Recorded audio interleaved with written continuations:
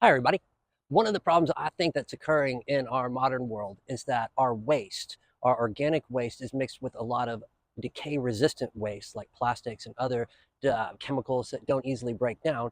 And what this is causing is a decay-resistant sludge that doesn't break down over long periods of time. It just kind of sits there, and that's our landfills, the way we process our sewage, and other things leave products that can't be dealt with. They leave areas of land that can't be dealt with. These areas become toxic because the biology that is needed all over the world, all over the earth, to churn the carbon chains into new carbon chains that are then reused in the life and the process and the decay cycle all flowing through is interrupted because the decay cycle is so stifled because we're creating areas where decay just can't occur.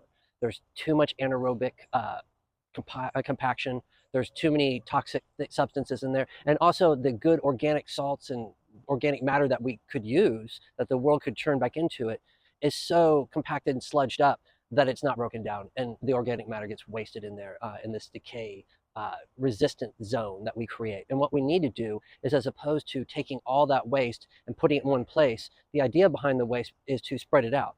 Now, of course, you want to take out the plastics and things like that, but the good nitrogen-rich organic waste that we just throw away is valuable stuff because it purifies the dirty organic matter that's on the land that we've already created. By putting nitrogen-rich humus, by capturing that nitrogen in our waste, we give nature a way of churning out the organic matter, which purifies it, which drops away impurities, which creates good carbon chains, which are then used for cleaner, more effective life that is healthy, that fights against the decay cycle, that has as its inheritance health.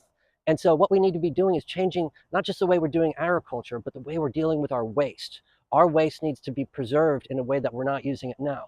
Biosolids are a great example of this. This is sewage that we take and we put it into very compacted pellets.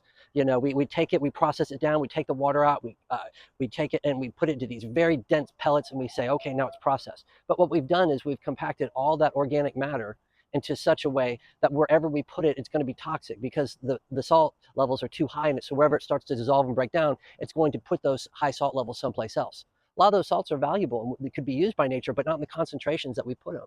And the thing is, we could just break down the waste and start to disperse the waste as we get it, spread it out over large areas where it is properly digested, where the waste is actually dealt with.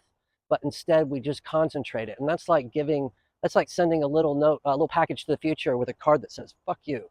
Anyway, I just want to make a video about that. Thanks, y'all.